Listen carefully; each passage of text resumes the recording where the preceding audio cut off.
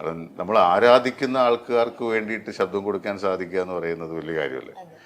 മമ്മൂക്കയുടെ great father, പുതിയ നിയമം, യാത്ര എന്ന് പറയുന്ന തെലുങ്ക് സിനിമ, ഈ 3 സിനിമയും തമിഴിൽ പുള്ളിക്ക് വേണ്ടി ഡബ് ചെയ്തിരിക്കുന്ന ഞാനാണ്. അത് ഭയങ്കര ഒരു എക്സ്പീരിയൻസ് ആയിരുന്നു എനിക്ക്. കാരണം അദ്ദേഹത്തിൻ്റെ മലയാളവും യാത്ര ചെയ്തപ്പോൾ തെലുങ്കും കേട്ടു, മലയാളവും കേട്ടിട്ടാണ് ഞാൻ തമിഴ് ചെയ്തത്. അപ്പോൾ പുള്ളിയുടെ മോഡുലേഷൻ തന്നെ പിടിച്ച് മാക്സിമം ചെയ്യാനായിട്ട് ഞാൻ ഒരിക്കലും വോയിസ് ഇമിറ്റേറ്റ് ചെയ്യും. പണ്ട് മിമിക്രി ചെയ്തിട്ടുണ്ടെങ്കിൽ ഇപ്പം മിമിക്രി ഒന്നും ഇല്ല, അതുകൊണ്ട് തന്നെ വോയിസ് ഇമിറ്റേറ്റ് ചെയ്തിട്ടില്ല, സ്റ്റൈലാണ് ഇമിറ്റേറ്റ് ചെയ്യുന്നത്. ഇത് കഴിഞ്ഞിട്ട് ഇല്ല, മമ്മൂക്കയോട് ഇതുവരെ എനിക്ക് പറയാനുള്ള ധൈര്യം ഉണ്ടായിട്ടില്ല. ഓക്കെ, നമ്മളിപ്പോ പറഞ്ഞല്ലോ റിയാസ് ഖാൻ, രഞ്ജിത്ത് സാറിന്റെ ഒക്കെയാണ് വോയിസ് ഭയങ്കര ആപ്റ്റ് ആയിട്ട് അല്ലെങ്കിൽ ചേട്ടന് ഭയങ്കര ഇഷ്ടമുള്ളതെന്ന് പറഞ്ഞല്ലോ. ഏതെങ്കിലും ഒരു ഡയലോഗ് ഞങ്ങൾക്ക് വേണ്ടി പറയാമോ? റിയാസ് ഖാന്റെ കണ്ടില്ലേ അവന്റെ മുഖം, ഒരു പുലബന്ധമില്ലാത്ത ഒരുവനെ കണ്ട പോലെ, ഒളിച്ചു വയ്ക്കാൻ മാത്രമല്ല അഭിനയിക്കാനും മിടുക്കനാ, പോട്ടടാ ബാലേട്ട. അത് റിയാസ് ഖാന് വേണ്ടി ചെയ്ത നമ്മുടെ ഹിറ്റായിട്ടുള്ളൊരു ഡയലോഗാണ് ഈ ബാലേട്ട, പോട്ടടാ ബാലേട്ട എന്ന് വിളിക്കുന്നത് തന്നെ ഒരു വലിയൊരു ഇതായിട്ടാണ്. ഞാൻ കൈയടിക്കും, വിസിലടിക്കും, വേണ്ടി വന്നാൽ കരണക്കുറ്റിക്ക് വടിക്കും, അതെന്റെ സ്പോർട്സ്മാൻ സ്പിരിറ്റ്. അത് അത്രയും ഡയലോഗ് എനിക്കറിയുള്ളൂ. അതും ഹിറ്റായ ഡയലോഗാണ്. ഈ സൈമൺ നാടാർ ആണ്. അതുപോലെ തന്നെ ബെല്ലാരിയിലവൻ ബെല്ലാരി രാജ എന്നൊക്കെ പറഞ്ഞിട്ടൊരു കുറെ ഡയലോഗ് ഇപ്പൊ ഓർമ്മയില്ല, ഒരുപാട് ചെയ്യുന്നല്ലേ. ഓക്കെ, അപ്പം ഈ ദിലീപേട്ടനൊക്കെ ഇങ്ങനെ ഇന്റർവ്യൂസിലൊക്കെ പറഞ്ഞ് നമ്മൾ കേൾക്കും. അതായത് ഇപ്പം ഒരു സിനിമ, ദിലീപേട്ടൻ അഭിനയിച്ച ഒരു സിനിമ, അതിനകത്ത് ദിലീപേട്ടന്റെ ക്യാരക്ടറിന് ദിലീപേട്ടൻ ഡബ് ചെയ്യും, പിന്നെ വേറെ ചെറിയ ചെറിയ ക്യാരക്ടേഴ്സ് ഉണ്ടെങ്കിൽ പുള്ളി ഇങ്ങനെ സൗണ്ട് മാറ്റി ക്യാരക്ടേഴ്സിനൊക്കെ കൊടുക്കും, സൗണ്ട് കൊടുക്കും എന്ന് പറയും. ചേട്ടൻ അങ്ങനെയൊക്കെ ചെയ്തിട്ടുണ്ടോ? അങ്ങനെ സൗണ്ട് മാറ്റി കൊടുത്തിട്ടുണ്ട്. പക്ഷെ അത് ഞാനൊരു ഡബിങ് ആർട്ടിസ്റ്റ് ആയതുകൊണ്ട് തന്നെ എനിക്ക് അങ്ങനെ ചെയ്യാനുള്ളൊരു ഇതില്ല. കാര്യം നമ്മള് കൂടുതൽ ക്യാരക്ടേഴ്സ് ചെയ്യുമ്പോൾ നമ്മൾ ഒരു ക്യാരക്ടർ 1 അല്ലെങ്കിൽ 2 ചെയ്യാം. പക്ഷെ അതിൽ കൂടുതൽ ചെയ്യാന്ന് പറയുമ്പോഴേക്കും നമ്മൾ വേറെ 3-4 പേരുടെ ജോലിയല്ലേ കളയുന്നത്. അപ്പൊ അതുകൊണ്ട് നമ്മൾ അങ്ങനെ ചെയ്യാറില്ല. പക്ഷേ എങ്കിലും ചിലപ്പോൾ നിവൃത്തിയില്ലാതെ വരുമ്പോൾ ഞാൻ ഒരു പടം, ആ പടം റിലീസ് ആവണമെങ്കിൽ അങ്ങനെ ചെയ്തേ പറ്റുള്ളൂ എന്നുള്ളത് കൊണ്ട് പൈസ വാങ്ങിക്കാതെ ഫ്രീ ആയിട്ട് ഞാൻ ഡബ് ചെയ്തതിനെ പൈസ മേടിച്ചില്ല, ഫ്രീ ആയിട്ട് ഞാൻ ഡബ് ചെയ്ത് കൊടുത്തിട്ടുണ്ട്. 5 പേർക്ക് ഡബ് ചെയ്തിട്ടുണ്ട്. അന്നത്തെ ഒരു ഫേമസ് ആർട്ടിസ്റ്റിനെ ഉൾപ്പെടെ, അദ്ദേഹം ഇപ്പൊ ജീവിച്ചിരിപ്പില്ല, അദ്ദേഹത്തിന് ഉൾപ്പെടെ 5 പേർക്ക് ഡബ് ചെയ്തിട്ടുണ്ട്.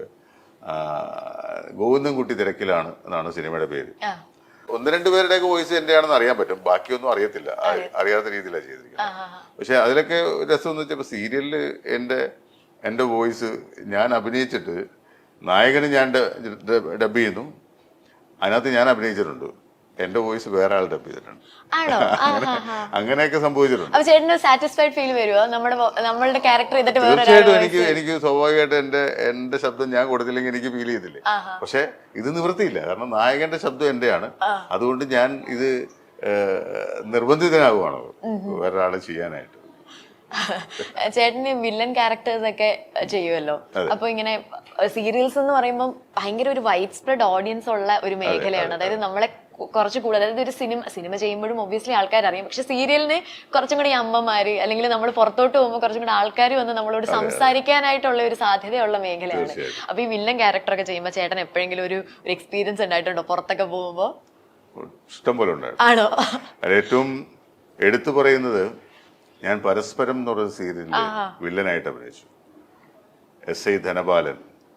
അപ്പോൾ ഭയങ്കര ക്രൂരനായ ഒരു വില്ലനായ ഒരു പോലീസുകാരനായ, ആ ദീപ്തിയെ ഒരുപാട് ദ്രോഹിക്കുന്ന.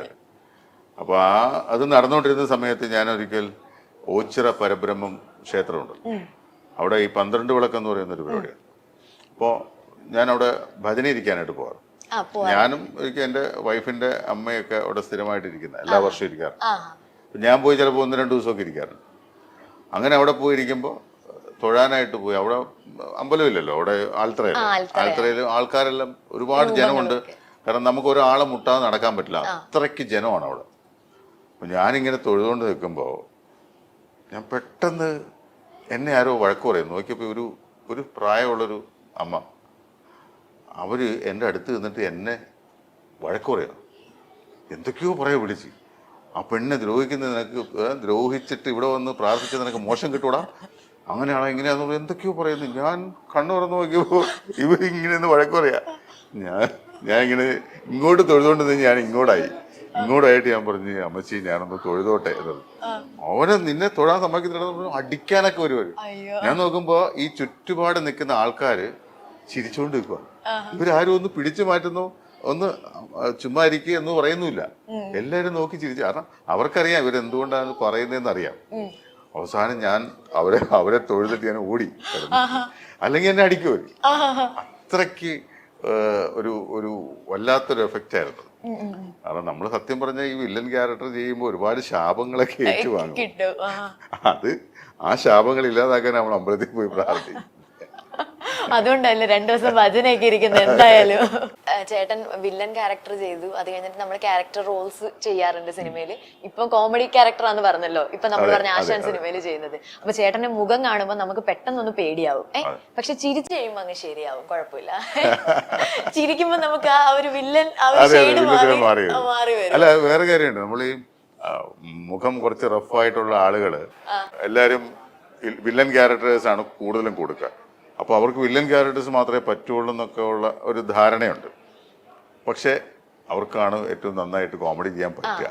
പക്ഷെ ഞാൻ ഇതിനു മുമ്പ് കോമഡി ക്യാരക്ടർ ചെയ്തിട്ടുണ്ട്, അത് സക്സസ്ഫുൾ ആയിട്ടുമുണ്ട്. പക്ഷെ എങ്കിലും നമ്മളെ കാണുമ്പോൾ ആൾക്കാർ തരുന്നത് വില്ലൻ വേഷങ്ങളാണ്. ചേട്ടൻ നടന്നു വന്നപ്പോ ഞാൻ ഇച്ചിരി സീരിയസ് ആയി, പക്ഷെ വന്ന് ഇരുന്ന് ചിരിച്ചു കഴിഞ്ഞപ്പോ ഞാൻ കൂളായി, ഓക്കെ ആയി.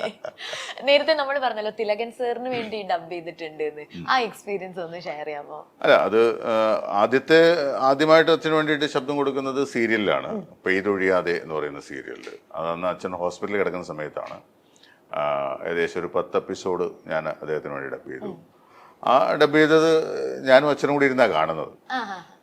അച്ഛനന്ന് ഹോസ്പിറ്റലിൽ അഡ്മിറ്റ് ആയിരുന്നു. ഹോസ്പിറ്റലിലെ TV-യിലാണ് ഞങ്ങൾ. ഈ വീക്കിലി ആയതുകൊണ്ട് ഞാൻ പോയി ഡബ് ചെയ്തിട്ട് വന്ന് അച്ഛൻ്റെ കൂടെ നിൽക്കുന്നത് ഞാനായിരുന്നു. അപ്പോൾ ആ സമയത്താണ് ടെലികാസ്റ്റ് ചെയ്യുന്നത്. അപ്പോൾ ഞങ്ങൾ ഒന്നിച്ചിരുന്നാണ് കണ്ടത്. പക്ഷെ പുള്ളി അതിനകത്ത് തെറ്റൊന്നും പറഞ്ഞില്ല. അല്ല, പുള്ളി പറഞ്ഞു എന്തിനാ ആവശ്യമില്ലാത്തടത്ത് മൂളലിടണ്ട എന്ന് പറഞ്ഞിട്ടൊരു സംഭവം മാത്രമേ. കാരണം പുള്ളി അങ്ങനെ അധികം ആവശ്യമുള്ളിടത്ത് മാത്രമേ മൂളൽ ഇടാറുള്ളൂ, എല്ലാത്തിടത്തും മൂളൽ ഇടത്തില്ല. കാരണം ഫേസിൽ എക്സ്പ്രഷൻ ഉണ്ടെങ്കിൽ പിന്നെ മൂളും. പക്ഷെ അതിൻ്റെ പോസ്റ്റ് പ്രൊഡക്ഷൻ ഇരുന്ന ആൾക്കാർ, അതായത് എൻ്റെ സുഹൃത്ത് തന്നെയാണ് ബോബൻ സാമുവൽ എന്ന് പറഞ്ഞ ഇപ്പോഴത്തെ സംവിധായകൻ. അദ്ദേഹമാണ് എൻ്റെ അടുത്ത് പറഞ്ഞ അവിടെ ഒരു മൂളൽ ഇട്ടേക്ക്. ഞാൻ പറഞ്ഞു വേണ്ട, ഇല്ല കുഴപ്പമില്ല, നമുക്കത് മിക്സിങ്ങിൽ കളയാം എന്നും പറഞ്ഞ് ഇട്ടതാണ്. പക്ഷെ അത് പുള്ളിയാകെ വെച്ച് വിട്ട് ഇത് കറക്റ്റായിട്ട് അച്ഛൻ അത് തന്നെ പിടിച്ചു. അപ്പം അങ്ങനെ ഒരു ഇത് മാത്രമേ പറഞ്ഞുള്ളൂ. പിന്നെ ഉള്ളത് അച്ഛൻ മരിച്ചതിന് ശേഷമാണ് 3 സിനിമ ചെയ്തത്. ഒന്ന് സീൻ നമ്മുടെ വീട് എന്ന് പറഞ്ഞാൽ അച്ഛൻ അവസാനമായിട്ട് അഭിനയിച്ച സിനിമയും, പിന്നെ ഓഗസ്റ്റ് ക്ലബ് എന്ന് പറയുന്ന മുരളി ഗോപി റിമ കല്ലിങ്ങിലൊക്കെ അഭിനയിച്ച ഒരു സിനിമയുണ്ട്. അതിൽ ഞാൻ അദ്ദേഹത്തിന് വേണ്ടിയിട്ടൊരു പാട്ടും പാടിയിട്ടുണ്ട്.